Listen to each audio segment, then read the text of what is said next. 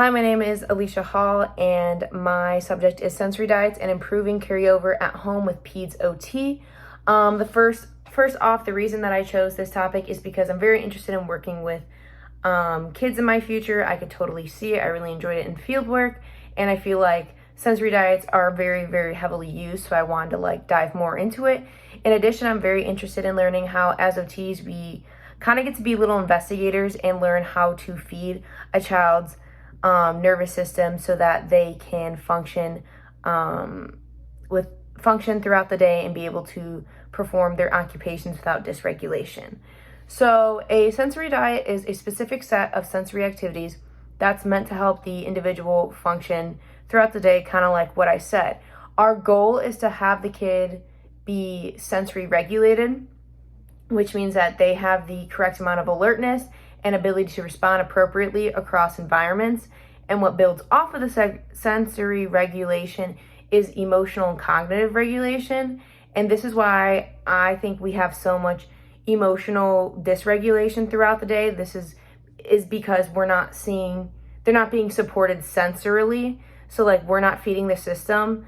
So yeah, they need to be sensory regulated to be able to have emotional regulation and not have meltdowns, not have aggression, and then you can build onto the cognitive regulation. So to make a sensory diet, you first have to watch the kid, analyze them and their different behaviors, and see any challenges that they're facing, any meltdowns or aggression in the environment that they're in. Then you need to take those notes and then compare them to why do you think they're acting like this, sensorily, which could be are they off routine? Do they need more proprioceptive input? That type of idea.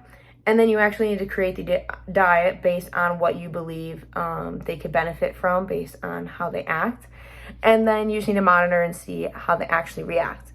Now, the different sensories that we could use to keep them sensory regulated include tactile, which could be ice cold freezy pack, or slime, Play-Doh. Visual cues, which could be lighting or mazing, dot to dots. Auditory, which could be white noise or noise canceling headphones. Oral, which could be chewy gum or chewy toys, water. Physical, which could be wheelbarrowing or using a swing to calm or possibly to increase their system. Deep pressure or using a scooter, that type of idea.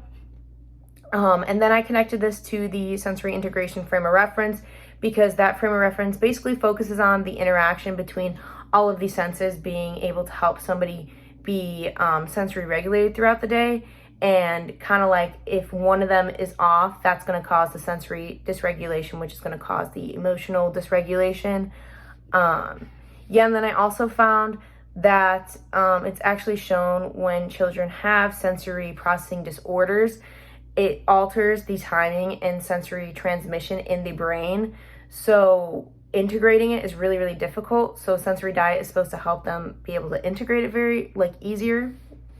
And then who provides it? The OT provides the sensory diet and helps the child throughout the diet. Yeah. And necessary training is to be an OT, go to college, 4 years undergrad, 2 years graduate school, or do a fast track like we're in.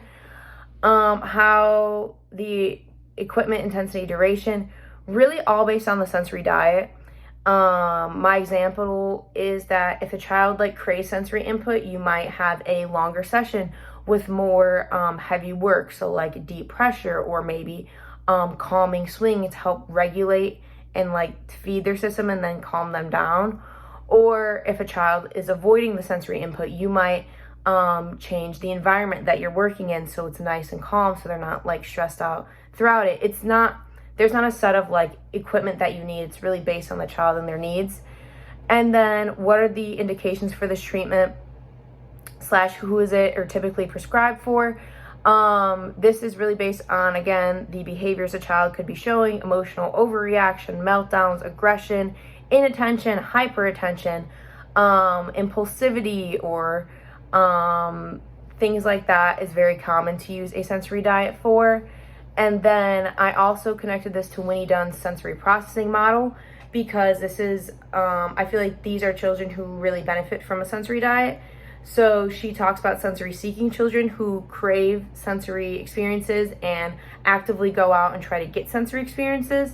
And then you have low registration children who need a lot of sensory input but do not actually do anything to get it.